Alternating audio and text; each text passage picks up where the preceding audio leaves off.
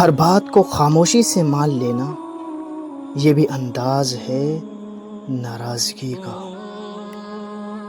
تمام اچھی کتابوں کا مطالعہ گفتگو کرنے جیسا ہے۔ احساس دلا کر احساس کروانا بھی کوئی یہ احساس ہوا۔ زندگی میں کئی غلطیاں آپ کو سوچنا، بولنا اور سمجھنا سکھا دیتی ہیں۔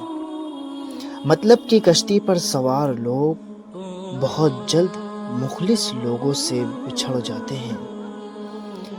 ہر بار برداشت کرنا اور مسکرا کر آگے بڑھنا ممکن نہیں ہوتا۔ کئی بار ہم بکھر بھی جاتے ہیں۔ گہری چپ بہت سارے بھرم رکھ لیتی ہے۔